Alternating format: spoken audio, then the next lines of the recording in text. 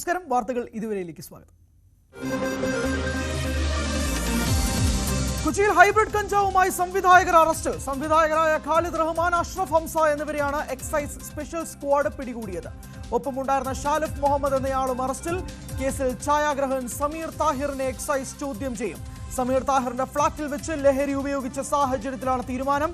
സംവിധായകരെ suspend ചെയ്തതായി സംവിധായക സംഘടന ഫെഫ്ക. കൊച്ചിയിൽ കഞ്ചാവുമായി സംവിധായകർ പിടിയിലായ കേസിൽ കൂടുതൽ പരിശോധന ഉണ്ടാകുമെന്ന് എക്സൈസ് ഡെപ്യൂട്ടി കമ്മീഷണർ മജൂട്ടി എം. പിടികൂടുമ്പോൾ സംവിധായകർ കഞ്ചാവ് ഉപയോഗിച്ച നിലയിൽ സിനിമാ മേഖലയിൽ പരിശോധന ശക്തമാക്കുമെന്ന് എക്സൈസ് കമ്മീഷണർ. ആലപ്പുഴ ഹൈബ്രിഡ് കഞ്ചാവ് കേസിൽ നടന്മാരായ ഷൈൻ ടോം ചാക്കോയെയും ശ്രീനാഥ് ഭാസിയെയും നാളെ ചോദ്യം ചെയ്യും. പാലക്കാട് സ്വദേശിനിയായ വനിതാ മോഡലും നാളെ ഹാജരാകണമെന്ന് നിർദ്ദേശം. മോഡലും കേസിലെ പ്രധാന പ്രതി തസ്ലീമയും ഒരുമിച്ച് താമസിച്ചിരുന്നതായി വിവരം. തസ്ലീമയുമായുള്ള ഇവരുടെ സാമ്പത്തിക ഇടപാടുകൾ പരിശോധിക്കും. തിരുവനന്തപുരം പരുത്തിക്കുഴിയിൽ ഹാഷിഷ് ഓയിലും കഞ്ചാവുമായി യുവാവ് എക്സൈസിന്റെ പിടിയിൽ. പരുത്തിക്കുഴി സ്വദേശി അനസ് ആണ് പിടിയിലായത്. രഹസ്യ വിവരത്തെ തുടർന്ന് എക്സൈസ് ഇന്റലിജൻസ് ബ്യൂറോയും തിരുവനന്തപുരം സർക്കിളും സംയുക്തമായി നടത്തിയ പരിശോധനയിലാണ് പിടികൂടിയത്. 25 ഗ്രാം കഞ്ചാവുമായി കുസാറ്റിലെ വിദ്യാർത്ഥി പിടിയിൽ. കോഴിക്കോട് രാമനാട്ടുകര സ്വദേശി മുഹമ്മദ് മിർസയാണ് പിടിയിലായത്. കുസാറ്റിലെ അവസാന വർഷ ബിടെക് വിദ്യാർത്ഥിയാണ്. Ernakulam excise range inspector V സജിയുടെ നേതൃത്വത്തിലുള്ള സംഘമാണ് പ്രതിയെ പിടികൂടിയത്. ഇടുക്കി മൂന്നാറിൽ പുഴയോരത്ത് കഞ്ചാവ് തോട്ടം കണ്ടെത്തി നശിപ്പിച്ചു. മൂന്നാർ ചിലന്തിയാറിലാണ് പുഴയോട് ചേർന്ന് കഞ്ചാവ് ചെടികൾ കണ്ടെത്തിയത്. മറ്റു മേഖലകളിലേക്ക് മാറ്റി നടുന്നതിനായി തൈകൾ ഉൽപ്പാദിപ്പിക്കുകയായിരുന്നു ലക്ഷ്യമെന്ന് എക്സൈസ്.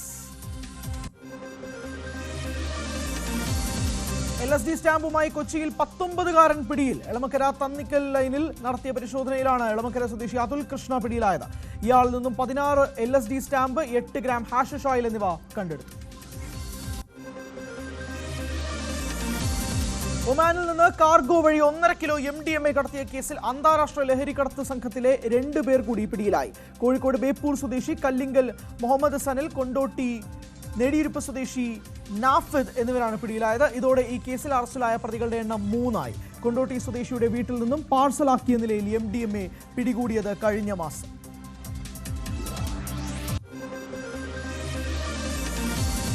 പുനലൂർ റെയിൽവേ സ്റ്റേഷനിൽ വീണ്ടും കള്ളപ്പണം പിടികൂടി. രേഖകളില്ലാതെ ട്രെയിനിൽ കടത്താൻ ശ്രമിച്ച 34 ലക്ഷത്തിലധികം രൂപയാണ് പിടിച്ചെടുത്തത്. തെങ്കാശി കടയനല്ലൂർ സ്വദേശി അബ്ദുൾ അസീസ്, തമിഴ്നാട് വിരുദനഗർ സ്വദേശി ബാലാജി എന്നിവർ കസ്റ്റഡിയിൽ. മലയാള സിനിമയിലെ നഷ്ടക്കണക്ക് വീണ്ടും പുറത്തുവിട്ട നിർമ്മാതാക്കൾ. മാർച്ചിൽ തിയേറ്റർ രക്ഷപ്പെട്ടത് എമ്പുരാൻ മാത്രം. ആദ്യ 5 ദിവസം സംസ്ഥാനത്തെ തിയേറ്ററുകളിൽ നിന്ന് നേടിയത് 24 കോടിയിലധികം രൂപയാണ്. എമ്പുരാന്റെ മുതൽ മുടക്ക് 175 കോടിയിലധികം രൂപയെന്ന കണക്ക്. റിലീസായ 15-ൽ 14 ചിത്രങ്ങളും തിയേറ്ററിൽ പരാജയം. 4 കോടിയിലധികം മുടക്കിയ ഔസ്തേപ്പിന്റെ ഔസ്ത്യത്ത് നേടിയത് 45 ലക്ഷം രൂപ. 2.6 കോടി മുടക്കിയ പരിവാർ നേടിയത് 26 ലക്ഷം മാത്രം. PK ശ്രീമതിയെ CPM സംസ്ഥാന സെക്രട്ടേറിയറ്റിൽ പങ്കെടുക്കുന്നത് വിലക്കി പിണറായി വിജയൻ. സംസ്ഥാനത്ത് ഇളവൊന്നും നൽകിയിട്ടില്ലെന്ന് ശ്രീമതിയെ പിണറായി അറിയിക്കുകയായിരുന്നു. കേന്ദ്ര കമ്മിറ്റി അംഗം സെക്രട്ടേറിയറ്റിൽ പങ്കെടുക്കുന്ന പതിവാണ് പിണറായി തടഞ്ഞത്. CPM സെക്രട്ടേറിയറ്റ് യോഗത്തിലെ വിലക്ക് വാർത്ത നിഷേധിച്ച് PK ശ്രീമതി. വാർത്ത അടിസ്ഥാനരഹിതം. വാർത്ത പിൻവലിക്കണമെന്നും ഫേസ്ബുക്ക് കുറിപ്പിൽ ആവശ്യം. CPM സെക്രട്ടേറിയറ്റ് യോഗത്തിൽ PK ശ്രീമതിക്ക് പിണറായിയുടെ വിലക്കെന്ന വാർത്ത ശ്രദ്ധയിൽപ്പെട്ടിട്ടില്ല എന്ന് മന്ത്രി PA മുഹമ്മദ് റിയാസ്. വാർത്തകൾ ഏതു വിധത്തിലും വരാം. സംസ്ഥാന കമ്മിറ്റി യോഗത്തിൽ PK ശ്രീമതി പങ്കെടുത്തിരുന്നുവെന്നും റിയാസ്. മുഖ്യമന്ത്രിയുടെ മകൾ വീണ വിജയനെതിരെ കൂടുതൽ നിയമ നടപടിക്കെന്ന് ഷോൺ ജോർജ്. ജാമ്യമില്ലാത്ത കുറ്റങ്ങളാണ് വീണ ചെയ്തിട്ടുള്ളത്. സേവനങ്ങൾ നൽകാതെ എംപവർ ഇന്ത്യ കമ്പനിയിൽ നിന്ന് എന്തിന് പണം കൈപ്പറ്റിയെന്ന് ഷോൺ. മുഖ്യമന്ത്രിയുമായും മകളുമായും സംവാദത്തിന് തയ്യാറെന്നും ഷോൺ ജോർജ്. അടുത്ത നിയമസഭാ തിരഞ്ഞെടുപ്പിൽ ഇടതുമുന്നണി തന്നെ ജയിക്കുമെന്ന് വെള്ളാപ്പള്ളി നടേശൻ. BJP പിടിക്കുന്ന ഓരോ വോട്ടും കോൺഗ്രസിനെ തോൽപ്പിക്കും. ഈ കാര്യത്തിൽ പന്തയം വയ്ക്കാനും തയ്യാറാണെന്ന് ന്യൂസ് 18ന്റെ ദ പോളിഗ്രാഫ് എന്ന പരിപാടിയിൽ സംസാരിച്ചുകൊണ്ട് അദ്ദേഹം പറഞ്ഞു. മുസ്ലിം ലീഗ് ഇടതുമുന്നണിയിൽ ചേർന്നാൽ തന്നെ പോലെയുള്ളവർ ആത്മഹത്യ ചെയ്യേണ്ടി വരുമെന്ന് SNDP യോഗം ജനറൽ സെക്രട്ടറി വെള്ളാപ്പള്ളി നടേശൻ. ഭരണം കിട്ടാൻ ഏതറ്റം വരെയും പോകുന്നവരാണ് ലീഗെന്ന് കാര്യം ഇടതുമുന്നണി ഓർത്തിരിക്കണമെന്നും Vellappally Natesan news 18 the polygraph എന്ന പരിപാടിയിൽ സംസാരിച്ചു പറഞ്ഞു. മുഖ്യമന്ത്രിയുടെ പ്രിൻസിപ്പൽ സെക്രട്ടറി KM എബ്രഹാമിനെ വിജിലൻസ് രക്ഷപ്പെടുത്താൻ ശ്രമിച്ചുവെന്ന് പ്രതിപക്ഷ നേതാവ് VD സതീശൻ. ഗുരുതരമായ ആരോപണമാണ് KM എബ്രഹാമിനെതിരെയുള്ളത്. എബ്രഹാം രാജിവെച്ചില്ലെങ്കിൽ മുഖ്യമന്ത്രി പുറത്താക്കണമെന്നും VD സതീശൻ. പഹൽഗാമിൽ ഭീകരാക്രമണത്തിൽ കൊല്ലപ്പെട്ട രാമചന്ദ്രന്റെ വീട് സന്ദർശിച്ച മുഖ്യമന്ത്രി പിണറായി വിജയൻ. രാമചന്ദ്രന്റെ കുടുംബാംഗങ്ങളുമായി അദ്ദേഹം സംസാരിച്ചു. ധനമന്ത്രി KN ബാലഗോപാൽ, CPM സംസ്ഥാന സെക്രട്ടറി MV ഗോവിന്ദൻ എന്നിവരും മുഖ്യമന്ത്രിക്കൊപ്പമുണ്ടായിരുന്നു. പഹൽഗാം ആക്രമണത്തിനായി ഭീകരരെ സഹായിച്ചവരെ തിരിച്ചറിഞ്ഞതായി അന്വേഷണ ഏജൻസികൾ. ഭീകരരെ സഹായിച്ചത് 15 പേർ. ഇവരിൽ 3 പേർ കസ്റ്റഡിയിൽ. അതിർത്തിയിൽ വെടിനിർത്തൽ കരാർ ലംഘിച്ച് പാകിസ്ഥാൻ പ്രകോപനം തുടരുന്നു. ശക്തമായി തിരിച്ചടിച്ച് ഇന്ത്യ. പഹൽഗാം ഭീകരാക്രമണവുമായി ബന്ധമുള്ള ഭീകരരുടെയും സഹായിച്ചവരുടെയും കൂടുതൽ വീടുകൾ തകർത്ത് സുരക്ഷാ സേന. കുപ്വാരയിലെ കലറൂസിലുള്ള വീടാണ് ഏറ്റവും ഒടുവിൽ തകർത്തത്. കഴിഞ്ഞ 48 മണിക്കൂറിനുള്ളിൽ സുരക്ഷാ സേന തകർത്തത് 6 ഭീകരരുടെ വീടുകൾ. ആയുധങ്ങൾ, രേഖകൾ, ഡിജിറ്റൽ ഉപകരണങ്ങൾ എന്നിവ തെരച്ചിലിൽ പിടിച്ചെടുത്തു. ആണവായുധങ്ങളുടെ കണക്ക് നിരത്തി ഇന്ത്യക്ക് ഭീഷണിയുമായി പാക് മന്ത്രി.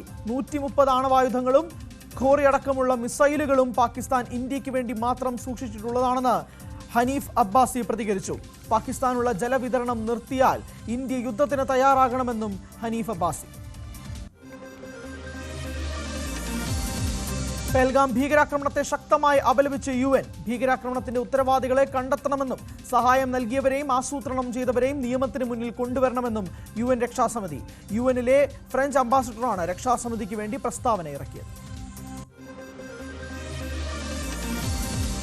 കനത്ത ജാഗ്രത തുടരുന്നതിനിടെ കശ്മീരിൽ 45-കാരനെ വെടിവെച്ചു കൊന്നു. കുപ്വാരയിലെ ആക്രമണത്തിന് പിന്നിൽ ഭീകരരെന്ന് സംശയം. കണ്ടി ഖാസിലെ വസതിയിൽ വെച്ചായിരുന്നു കൊലപാതകം. ഇന്ത്യയിലുള്ള പാക് പൗരന്മാർക്ക് രാജ്യം വിടാനുള്ള അവസാന തീയതി ഇന്ന്. ഇവരുടെ വിസ കാലാവധി ഇന്ന് അവസാനിക്കും. പാകിസ്ഥാൻ പൗരന്മാരെ അടിയന്തരമായി തിരിച്ചയക്കണമെന്ന് കേന്ദ്ര ആഭ്യന്തരമന്ത്രി അമിത്ഷാ എല്ലാ സംസ്ഥാനങ്ങളിലെയും മുഖ്യമന്ത്രിമാർക്കും നിർദ്ദേശം നൽകിയിരുന്നു. കോഴിക്കോട് പാകിസ്ഥാൻ പൗരത്വമുള്ളവർക്ക് രാജ്യം വിടണമെന്നാവശ്യപ്പെട്ട് നൽകിയ നോട്ടീസ് പിൻവലിച്ച് പോലീസ്. കോഴിക്കോട് റൂറൽ പോലീസ് പരിധിയിൽ 3 പേർക്കാണ് നോട്ടീസ് നൽകിയിരുന്നത്. ദീർഘകാല വിസയിൽ നടപടിക്രമങ്ങൾ പുരോഗമിക്കുന്ന സാഹചര്യത്തിലാണ് തീരുമാനം. വിസയുമായി ബന്ധപ്പെട്ട നൂലാമാലകൾ പാക് പൗരത്വമുള്ള മലയാളികൾ ഉൾപ്പെടെയുള്ളവരുടെ കാര്യത്തിൽ തുടരുന്നതായി BJP ദേശീയ ഉപാധ്യക്ഷൻ AP അബ്ദുള്ളക്കുട്ടി. അക്കാര്യം പരിശോധിച്ച് അടിയന്തരമായി നടപടികൾ സ്വീകരിക്കും. കൊയിലാണ്ടി സ്വദേശി ഹംസയുടെ വിഷയം തനിക്ക് അറിയില്ലെന്നും AP അബ്ദുള്ളക്കുട്ടി. പാകിസ്ഥാനും ഇന്ത്യക്കുമിടയിൽ പ്രശ്നപരിഹാരത്തിന് മധ്യസ്ഥത വഹിക്കാൻ തയ്യാറാണെന്ന് ഇറാൻ. ഇറാന് ഇന്ത്യയും പാകിസ്ഥാനും സഹോദര രാജ്യങ്ങളാണെന്നും വെല്ലുവിളിയുടെ ഈ സമയത്ത് ഇടപെടാൻ ഇറാൻ തയ്യാറാണെന്നും ഇറാൻ വിദേശകാര്യമന്ത്രി സയ്യിദ് അബ്ബാസ് അറക്ചി എക്സിൽ കുറിച്ചു. മോശം സമയത്ത് ഇസ്ലാമാബാദിലെയും ഡൽഹിയിലെയും ബന്ധങ്ങൾ ഉപയോഗപ്പെടുത്തി പ്രശ്നപരിഹാരം ഉണ്ടാക്കാൻ സന്നദ്ധരാണെന്ന് സയ്യിദ് അറിയിച്ചു. മുംബൈ ഭീകരാക്രമണ കേസിൽ തഹാവൂറാണ് അന്വേഷണ ഏജൻസികളോട് സഹകരിക്കുന്നില്ലെന്ന് മുംബൈ പോലീസ്. ചോദ്യങ്ങൾക്ക് ഒഴിഞ്ഞുമാറുന്ന മറുപടികളാണ് നൽകുന്നത്. 2008-ലെ മുംബൈ ഭീകരാക്രമണത്തിൽ തനിക്ക് പങ്കില്ല എന്ന് റാണ ആവർത്തിക്കുന്നതായി ചോദ്യം ചെയ്യലിന് ശേഷം മുംബൈ പോലീസ്. കാനഡയിൽ ജനങ്ങൾക്കിടയിലേക്ക് കാറിടിച്ചു കയറി നിരവധി പേർ കൊല്ലപ്പെട്ടു. വാൻകൂവറിൽ നടന്ന ആഘോഷത്തിനിടെയാണ് അപകടം. നിരവധി പേർക്ക് പരിക്കേറ്റു. ഇടവേ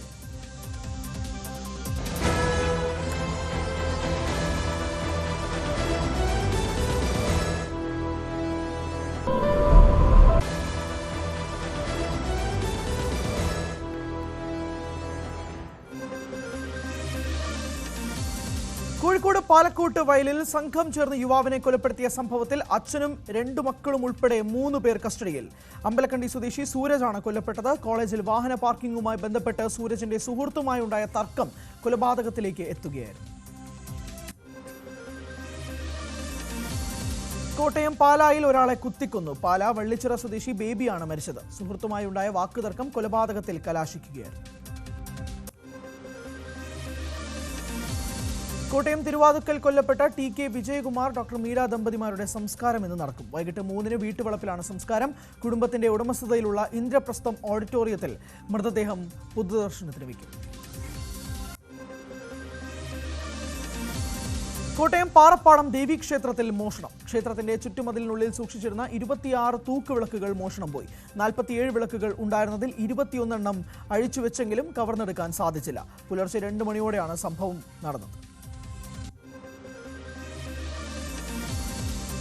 തിരക്കേറിയ റോഡിൽ അപകടമാം വിധത്തിൽ യുവാക്കളുടെ റീൽസ് ഷൂട്ടിംഗ് അഭ്യാസം. എടവണ്ണപ്പാറ കൊണ്ടോട്ടി റോഡിൽ 5 കിലോമീറ്ററോളം ദൂരമാണ് 2 കാറുകളിലായി റീൽ ഷൂട്ടിംഗ് നടന്നത്. ഓടിക്കൊണ്ടിരിക്കുന്ന കാറിൽ നിന്നും റോഡ് വഴി പുറത്തേക്ക് തൂങ്ങി നിന്നായിരുന്നു ഷൂട്ടിംഗ്. പുറകിൽ സഞ്ചരിച്ച മുക്കം സ്വദേശികളാണ് വീഡിയോ ചിത്രീകരിച്ചത്. മുതലപ്പുഴയിൽ ഡ്രഡ്ജർ കുഴിമുഖത്തേക്ക് കയറ്റുന്നതിനിടെ വടം പൊട്ടി ഒരാൾക്ക് പരിക്ക്. പെരുമാതുറ സ്വദേശി ഷഹീറിനാണ് പരിക്കേറ്റത്. ഇയാളെ ചിറയൻകീഴിലെ ആശുപത്രിയിലേക്ക് മാറ്റി. സംസ്ഥാനത്ത് ഒറ്റപ്പെട്ട ശക്തമായ മഴ തുടരും. മണിക്കൂറിൽ 40 കിലോമീറ്റർ വരെ വേഗത്തിൽ ശക്തമായ കാറ്റിനും സാധ്യതയുണ്ടെന്ന് കേന്ദ്ര കാലാവസ്ഥാ വകുപ്പ് അറിയിച്ചു. ചൊവ്വ, ബുധൻ ദിവസങ്ങളിൽ വടക്കൻ കേരളത്തിൽ മഴ ശക്തമാകുമെന്നും പ്രവചനം. ചൊവ്വാഴ്ച വയനാട്, കണ്ണൂർ ജില്ലകളിൽ അതിശക്തമായ മഴ പെയ്യുമെന്ന് മുന്നറിയിപ്പ്. തിരുവനന്തപുരം കടയ്ക്കാവൂരിൽ നിർമ്മാണ തൊഴിലാളിക്ക് അമീബിക് മസ്തിഷ്ക ജ്വരം. കടയ്ക്കാവൂർ കുഴിവിള വീട്ടിൽ സുധർമ്മനാണ് തിരുവനന്തപുരം മെഡിക്കൽ കോളേജിൽ ചികിത്സയിലുള്ളത്. വീട് നിർമ്മാണത്തിനായി കുളത്തിലെ മലിനജലം ഉപയോഗിച്ചിരുന്നതായി വിവരം. വയനാട് മേപ്പാടിയിൽ 71കാരന്റെ ജീവനെടുത്ത കാട്ടാനയെ ഉൾവനത്തിലേക്ക് തുരത്താനുള്ള ദൗത്യം തുടരുന്നു. കുങ്കിയാനകളെ വെച്ചുള്ള തെരച്ചിൽ പുനരാരംഭിക്കും. അക്രമകാരിയായ കാട്ടാനയെ ഇന്നലെ നടത്തിയ തെരച്ചിലിൽ കണ്ടെത്താനായില്ല. കുങ്കിയാനകളുടെ സാന്നിധ്യം മനസ്സിലാക്കി വനമേഖലയിലേക്ക് മാറിയതാകാമെന്നാണ് നിഗമനം. ദേശീയ നേതാക്കന്മാരുടെ നിയമസഭാ വളപ്പിലെ പ്രതിമകളിൽ പുഷ്പാർച്ചന നടത്തി സ്പീക്കർ AN ഷംസീർ. നിയമസഭാ ദിനാഘോഷത്തിന്റെ ഭാഗമായായിരുന്നു പുഷ്പാർച്ചന. മെയ് 1 വരെ രാവിലെ 10:30 മുതൽ രാത്രി 8 വരെയും പൊതു അവധി ദിവസങ്ങളിൽ ഉച്ചയ്ക്ക് 2 മുതൽ രാത്രി 8 വരെയും പൊതുജനങ്ങൾക്ക് നിയമസഭാ മന്ദിരത്തിലും നിയമസഭാ മ്യൂസിയത്തിലും പ്രവേശനാനുമതി. സമസ്ത കേന്ദ്ര മുഷാവറ അംഗവും സൂഫി വര്യനും ലക്ഷദ്വീപിലെ നേതാവുമായ സയ്യിദ് ഫത്ഹുല്ല തങ്ങൾ അന്തരിച്ചു. കോഴിക്കോട് സ്വകാര്യ ആശുപത്രിയിലായിരുന്നു അന്ത്യം. 82 വയസ്സായിരുന്നു. കിഴിശ്ശേരി മുണ്ടക്കുളം ജാമിയ ജലാലിയ ക്യാമ്പസിൽ വൈകിട്ട് 5 മണിക്കാണ് സംസ്കാരം. പേൽഗാം ഭീകരാക്രമണത്തിന് പിന്നാലെ ഗുജറാത്ത് പോലീസ് 2 നഗരങ്ങളിൽ മാത്രം നടത്തിയ റെയ്ഡിൽ പിടികൂടിയത് 1000-ലധികം ബംഗ്ലാദേശ് പൗരന്മാരെ. അഹമ്മദാബാദ്, സൂറത്ത് നഗരങ്ങളിൽ നടത്തിയ റെയ്ഡിൽ 1024 ബംഗ്ലാദേശികളെയാണ് പിടികൂടിയത്. പിടിയിലായവരിൽ 2 ബംഗ്ലാദേശികൾ അൽ ഖ്വയ്ദയുടെ സ്ലീപ്പർ സെല്ലിൽ ഉൾപ്പെട്ടവരാണെന്ന് സംശയിക്കപ്പെടുന്നതായി സംസ്ഥാന സർക്കാർ. ഗുരുഗ്രാമിലെ നൂഹിൽ ഡൽഹി മുംബൈ എക്സ്പ്രസ് വേയിൽ വാഹനം ഇടിച്ച് 6 സ്ത്രീകൾ ഉൾപ്പെടെ 7 ശുചീകരണ തൊഴിലാളികൾ മരിച്ചു. 5 പേർക്ക് പരിക്കേറ്റു. തമിഴ്നാട്ടിൽ 2 ഇടങ്ങളിലായി പടക്കം പൊട്ടിത്തെറിച്ച് 7 മരണം. തമിഴ്നാട്ടിലെ ശിവകാശിയിൽ പടക്ക ഫാക്ടറിയിലും സേലത്ത് ഇരുചക്ര വാഹനത്തിൽ കൊണ്ടുപോകുന്നതിനിടയിലുമാണ് അപകടം സംഭവിച്ചത്. ശിവകാശി പുതുപ്പാട്ടി സ്റ്റാൻഡേർഡ് ഫയർവർക്സിലുണ്ടായ സ്ഫോടനത്തിൽ 3 സ്ത്രീകളാണ് മരണപ്പെട്ടത്. 7 പേർക്ക് പരിക്കേറ്റു. സേലത്തെ അപകടത്തിൽ 2 കുട്ടികൾ ഉൾപ്പെടെ 4 പേർ മരിച്ചു.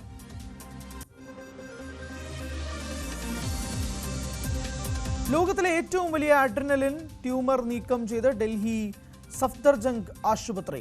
റോബോട്ടിക് ശസ്ത്രക്രിയയിലൂടെ 36 വയസ്സുള്ള സ്ത്രീയുടെ ശരീരത്തിൽ നിന്നാണ് ട്യൂമർ നീക്കം ചെയ്തത്. റോബോട്ടിക് ശസ്ത്രക്രിയയിലൂടെ ലോകത്തിലെ തന്നെ ഏറ്റവും വലിയ അഡ്രിനലിൻ ട്യൂമറാണ് നീക്കം ചെയ്തതെന്ന് ആശുപത്രി അധികൃതർ. പനാമ സൂയസ് കനാലുകളിലൂടെ US-ന്റെ സൈനിക വാണിജ്യ കപ്പലുകൾ സൗജന്യമായി കടത്തിവിടണമെന്ന് US പ്രസിഡന്റ് ഡൊണാൾഡ് ട്രംപ്. അമേരിക്കയില്ലെങ്കിൽ 2 കനാലുകളും നിലനിൽക്കില്ല. നടപടികൾക്കായി വിദേശകാര്യ സെക്രട്ടറി മാർക്കോ റൂബിയെ ചുമതല ഏൽപ്പിച്ചിട്ടുണ്ടെന്നും ട്രംപ്. ഫ്രാൻസിസ് മാർപ്പാപ്പയുടെ സംസ്കാര ചടങ്ങിനെത്തിയ US പ്രസിഡന്റ് ഡൊണാൾഡ് ട്രംപും യുക്രൈൻ പ്രസിഡന്റ് വ്ളാഡിമിർ സെലൻസ്കിയും തമ്മിൽ റോമിൽ കൂടിക്കാഴ്ച നടത്തി. ഫെബ്രുവരിയിൽ ഓവൽ ഓഫീസിലെ തർക്കത്തിന് ശേഷം ഇരുവരും കണ്ടുമുട്ടുന്നതായും ചർച്ച നടത്തുന്നതും ഇതാദ്യം. ഇരു രാജ്യങ്ങളും തമ്മിൽ ചർച്ചകൾ വീണ്ടും തുടങ്ങുമെന്ന് സൂചന. റഷ്യൻ പ്രസിഡന്റ് വ്ളാഡിമിർ പുടിനെ വിമർശിച്ച US president Donald Trump. Putin അകാരണമായി യുക്രൈനെ ജനവാസ മേഖലകളിലേക്കും നഗരങ്ങളിലേക്കും മിസൈലുകൾ തൊടുക്കുന്നുവെന്നും യുദ്ധം നിർത്താൻ അദ്ദേഹം ആഗ്രഹിക്കുന്നില്ലെന്നും ട്രംപ്. ഉപരോധങ്ങൾ വഴി ഈ വിഷയം കൈകാര്യം ചെയ്യേണ്ടി വന്നേക്കുമെന്നും അമേരിക്കൻ പ്രസിഡന്റ്. യുക്രൈൻ യുദ്ധപരിഹാരത്തിനായി ഉപാധികളില്ലാത്ത ചർച്ചയ്ക്ക് തയ്യാറാണെന്ന് റഷ്യ. യുക്രൈനുമായി പ്രത്യേക നിബന്ധനകളില്ലാതെ സമാധാന ചർച്ചകൾ പുനരാരംഭിക്കുമെന്ന് പ്രതികരണം. അമേരിക്കൻ പ്രതിനിധി സ്റ്റീവ് വിറ്റ്കോഫുമായുള്ള കൂടിക്കാഴ്ചയിൽ റഷ്യൻ പ്രസിഡന്റ് വ്ളാഡിമിർ പുടിൻ ഈ നിലപാട് ആവർത്തിച്ചതായി ക്രെംലിൻ വക്താവ് ദിമിത്രി പെസ്കോവ്. ഇറാനിലെ തുറമുഖ നഗരമായ ബന്ദർ അബ്ബാസിലെ തുറമുഖത്ത് സ്ഫോടനത്തിൽ കൊല്ലപ്പെട്ടവരുടെ എണ്ണം 18ആയി. 500-ലേറെ പേർക്ക് പരിക്ക്. രാസവസ്തുക്കൾ നിറച്ച കണ്ടെയ്നറാണ് സ്ഫോടനത്തിന്റെ ഉറവിടമെന്ന സംശയം. സ്ഫോടനം നടന്നതിന് 1 കിലോമീറ്റർ പരിധിയിൽ കനത്ത നാശനഷ്ടം ഉണ്ടായതായി റിപ്പോർട്ട്. സ്ഫോടനത്തിന്റെ പശ്ചാത്തലത്തിൽ തുറമുഖത്തിന്റെ പ്രവർത്തനം നിർത്തിവെച്ചതായി ഇറാൻ ഭരണകൂടം. 5000 ടൺ ഭാരമുള്ള അത്യാധുനിക ഡിസ്ട്രോയർ പടക്കപ്പൽ നിർമ്മിച്ച് ഉത്തര കൊറിയ. നംഫോയിലെ സൈനിക കപ്പൽ നിർമ്മാണ കേന്ദ്രത്തിൽ നടന്ന ചടങ്ങിൽ ഉത്തര കൊറിയൻ നേതാവ് കിം ജോങ് ഉൻ കപ്പൽ രാജ്യത്തിന് സമർപ്പിച്ചു. ഉത്തര കൊറിയയിലെ ജാപ്പനീസ് വിരുദ്ധ വിപ്ലവ പോരാളി ചോ ഹ്യോണിന്റെ ഓർമ്മയ്ക്കായി ചോ ഹ്യോൺ ക്ലാസ് എന്നാണ് പടക്കപ്പലിന്റെ പേര്. ഈ വർഷത്തെ ഹജ്ജിനായി ആദ്യ ഇന്ത്യൻ തീർത്ഥാടക സംഘം ചൊവ്വാഴ്ച മദീനയിലെത്തും. ആദ്യ സംഘം വിദേശ ഹജ്ജ് തീർത്ഥാടകർ സൗദിയിലേക്ക് എത്തുന്നതും ഈ ദിവസം. മക്കയിലേക്ക് ഹജ്ജ് തീർത്ഥാടകരല്ലാത്തവർക്ക് നിയന്ത്രണം കർശനമാക്കി. ബുധനാഴ്ച മുതൽ മക്കയിൽ സന്ദർശക വിസയിലുള്ളവർ തങ്ങാൻ പാടില്ല.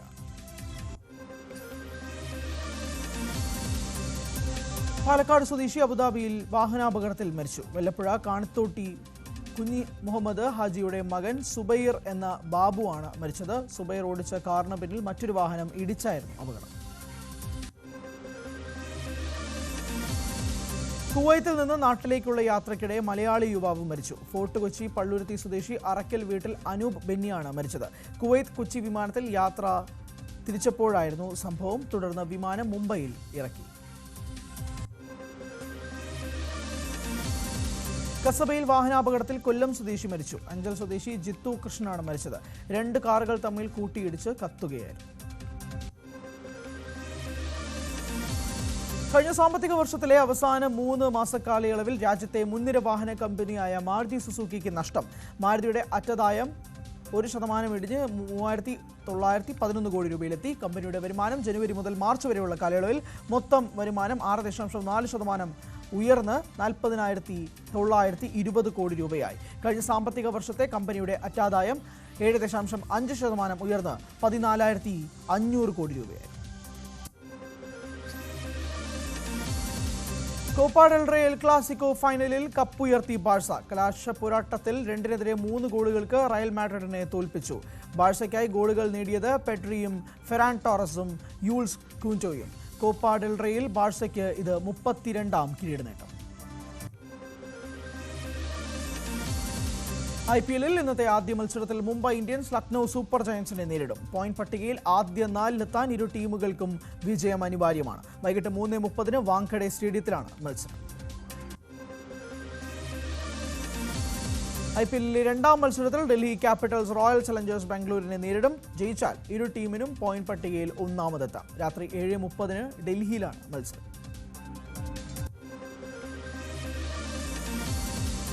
ബംഗാളി സംവിധായകൻ അഭിജിത്ത് സംവിധാനം ചെയ്ത മലയാള ചിത്രം ആദ്രിക റിലീസിനൊരുങ്ങുന്നു. ചിത്രം മെയ് 9 തിയേറ്ററുകളിലേക്ക് എത്തും. ചിത്രത്തിൽ ഐറിഷ്, ബോളിവുഡ്, മലയാളി താരങ്ങളാണ് പ്രധാന അഭിനേതാക്കളായി എത്തുന്നത്.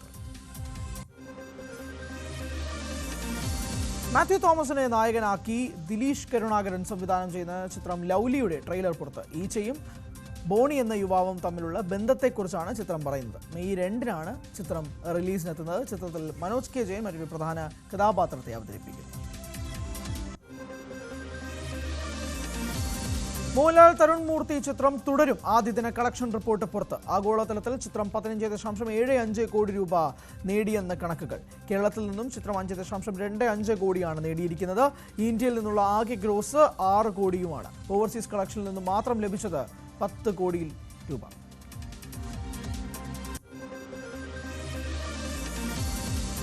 മോഹൻലാലിനോട് അവസരം ആവശ്യപ്പെട്ട് സംവിധായകൻ ജൂഡ് ആന്റണി ജോസഫ് തന്റെ ഫേസ്ബുക്ക് പോസ്റ്റിലൂടെയാണ് ജൂഡ് ആവശ്യം പങ്കുവച്ചത്. തുടരുമെന്ന ചിത്രം കണ്ടതിന്റെ ആവേശത്തിൽ ജൂഡ് ഇട്ട പോസ്റ്റ് സാമൂഹിക മാധ്യമങ്ങളിൽ വൈറലാണ്. അമ്മയും മകനും തമ്മിലുള്ള ആത്മബന്ധത്തിന്റെ കഥ പറയുന്ന ചിത്രം മദർ മേരി മെയ് 2-ന് പ്രദർശനത്തിനെത്തുന്നു. വിജയ് ബാബു, ലാലി PM, നിർമ്മൽ പാലാഴി, സോഹൻ സീനുലാൽ, ഡയാന ഹമീദ് എന്നിവരാണ് പ്രധാന അഭിനേതാക്കൾ. AR വാടിക്കൽ രചനയും സംവിധാനവും നിർവഹിക്കുന്നു.